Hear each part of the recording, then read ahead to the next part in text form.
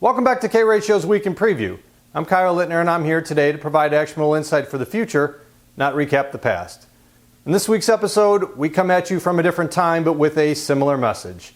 Another week, another record volume in the great freight rally of 2020.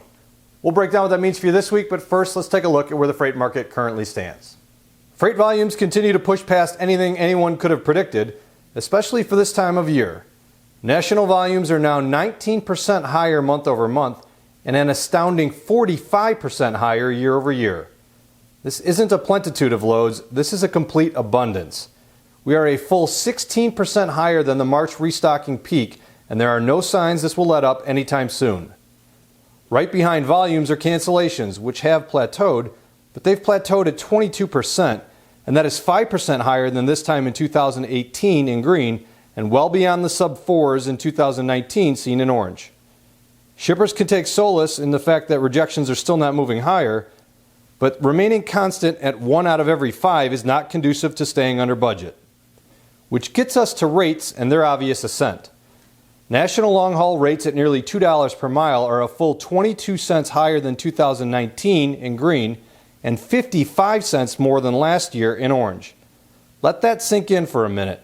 Rates on average are 40% higher than this time last year. And much like other commodities, this is a serious situation and one that cannot be rectified overnight. Trends do not simply reverse. They require a shift in the balance between supply and demand in order to change course. In freight, the supply side of the equation takes time. Companies must first order trucks, which then take time to build and deliver. And adding to this is the fact that demand in the form of loads can increase with ease. And that gets us to the situation that we find ourselves in today. Rates screaming higher looking for the highest bidder, and doing so in order to elicit the response of carriers of ordering those new trucks. But the most important part of what we find ourselves in today is the fact that this demand isn't going anywhere anytime soon. A quick peek at a chart of U.S. consumer spending as a percent of GDP clearly displays a theme we have been warning for months now. Spending on services, in red, has plummeted since the onset of COVID, while spending on durable goods in green has skyrocketed since national lockdowns ended in May.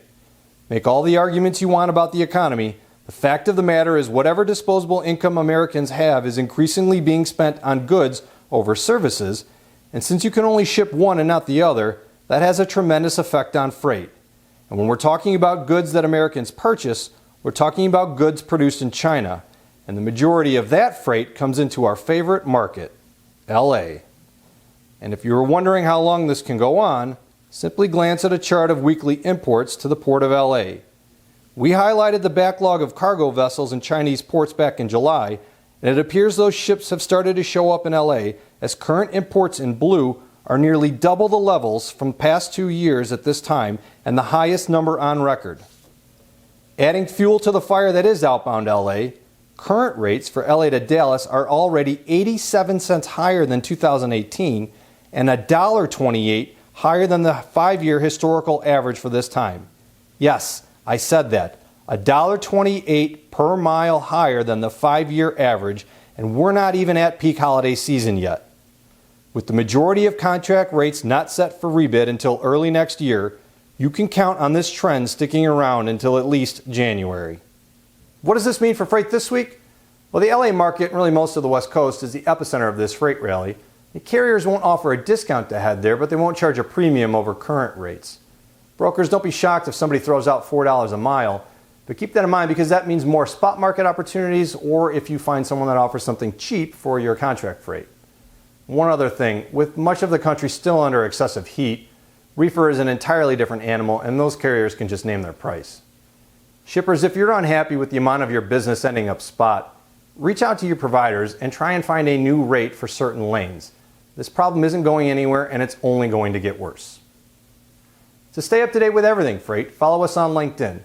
Or for more information on all of our product offerings, especially our RFP and price consultative services so you don't end up in this situation, check us out at k-ratio.com. Please stay safe and thank you all for watching.